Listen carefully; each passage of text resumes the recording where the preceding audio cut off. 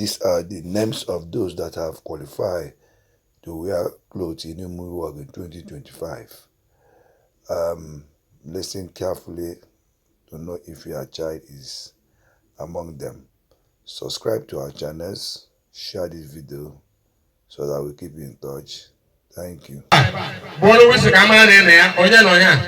Or second person.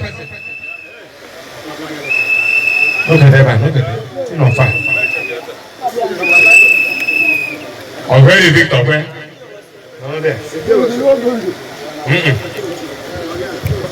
Paul first, again, no first. Paul second, again, no second. No, there. And you got or very Victor, where? Njọ kwenye ka ọdẹ ni kachi ọgọma ị ga-ekwere Victor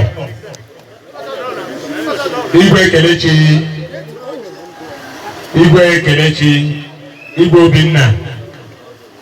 Igwe Obinna Uwondo Uchenna Emmanuel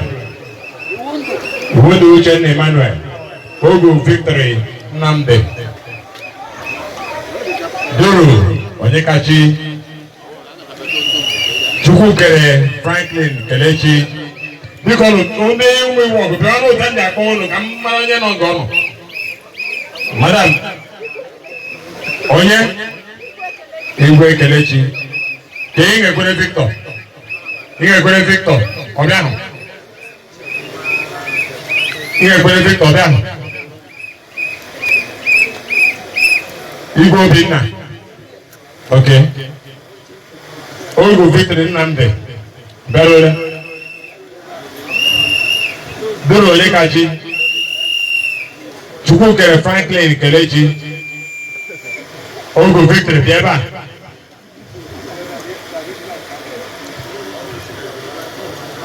Duru Onyekachi on here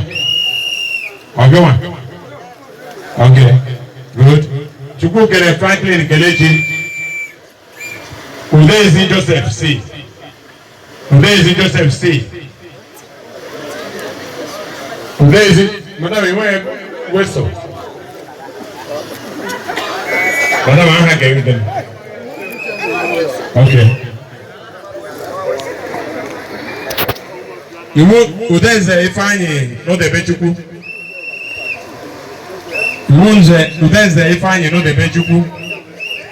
Ebuku Peter Jr. Anyanwụ Valentine Chukwuemeka Anyanwụ chi bụ nna Ifeanyi nwa ambassador Ndụ Udochukwu Samuel Ndụ Chukwu Ebuka Duru Ụzọnna Daniel Barrister Ebuku Samuel Nnamdi Jr. Ebe Chukwuma Henry Ekigwe Joseph Jidubem Iwondo Chijioke Walaka Joseph Ahamefula Iwondo Okudiri Francis Valentine Onyedikachi Wadigo Chidozie Okorafo Onyebuchi Uzotegwu Chukwu Daalụ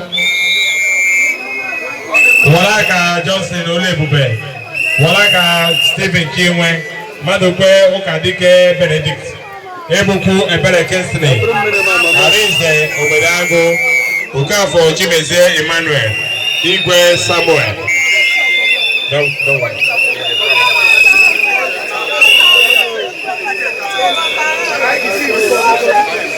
Udezi Paulinus Chimeneze Polato Nazo Moon Chef It's okay.